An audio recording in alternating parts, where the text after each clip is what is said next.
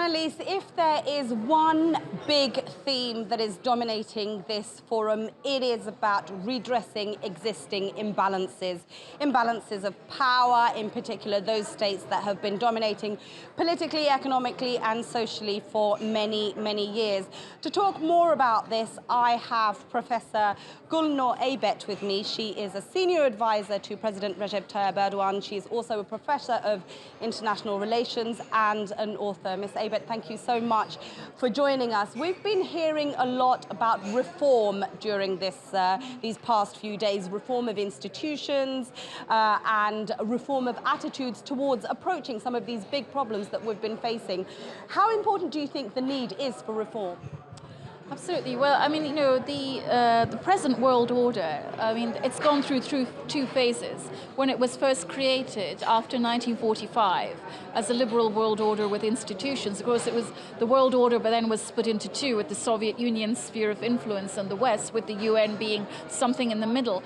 But actually, I think after the 1990s, which is the second phase of this order, we had this euphoria that the liberal world order, as established in 45, could now become a truly global order. And these institutions that we had inherited from the Cold War, like the EU and NATO and the UN, could now actually serve something much bigger with this space, or this post-communist space that they started to fill in.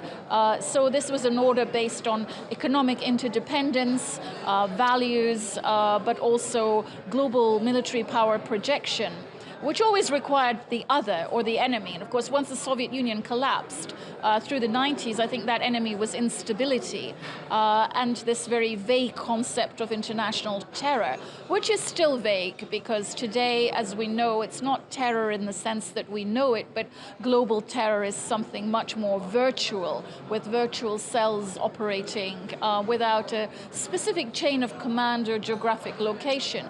So it's a brand new threat, but one that is, I think, a very phantom threat in the sense that we can't really put something tangible on it. So why do we need to reform the system? Because I think a lot of the institutions that we have inherited from the Cold War are acting on autopilot from that era, because they are constantly churning out the same concepts and working with the same tools that we had in the 90s, but they're not adequate enough to deal with the challenges that we face today, which is cross-border migration, lots of other humanitarian issues to deal with displaced people, but also this growing phantom and virtual reality of the new kind of terror. So old tools of putting forward values with a certain oughtness behind them, like this is the way countries ought to be governed, this is the way countries ought to behave, is not really working in the reality of the new world. And I think this is where reform has to start.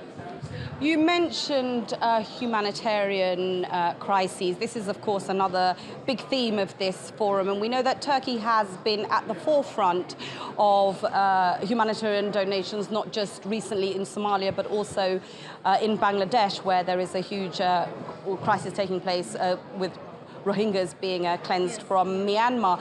Do you think it is possible to have any kind of a transition from providing humanitarian assistance to having any kind of political influence?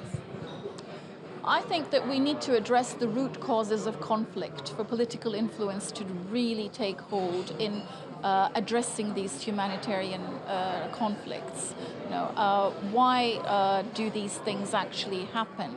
And you know, there's of course a limited power in the international community as to how much it can force countries that are doing this. For example, with the Myanmar crisis, you know, Turkey was at the forefront of not only bringing awareness to what was going on and the plight of the Rohingya Muslims, but also was the first country with a delegation to visit Bangladesh and the border and to bring aid, a considerable amount of aid, to those in need. So there's also tangible you know, efforts on the ground that Turkey's been doing.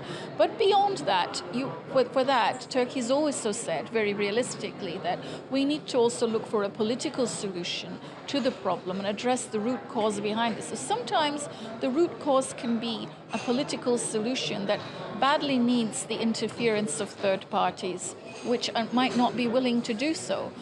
Sometimes the root cause can be much deeper grievances and imbalances.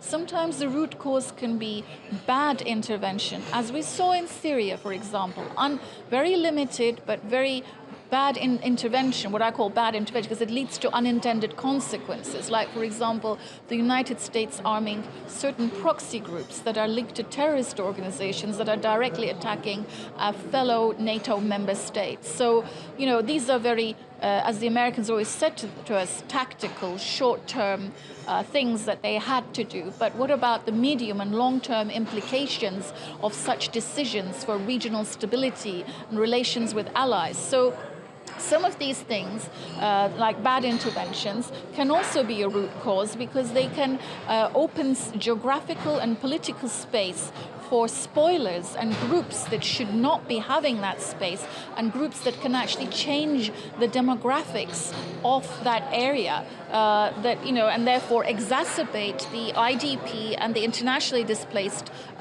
persons, you know, situation. So in that sense, I think, you know, when we are doing intervention, we have to think about it very carefully. What are the unintended consequences of this? But we also need to find the right time to intervene if we must. And this all comes down to sensible thinking and a lot of collective responsibility. And this is why we need to reform not just our institutions, but also about how we think. Ms. Aybet, we're going to have to leave it there, but thank you so much.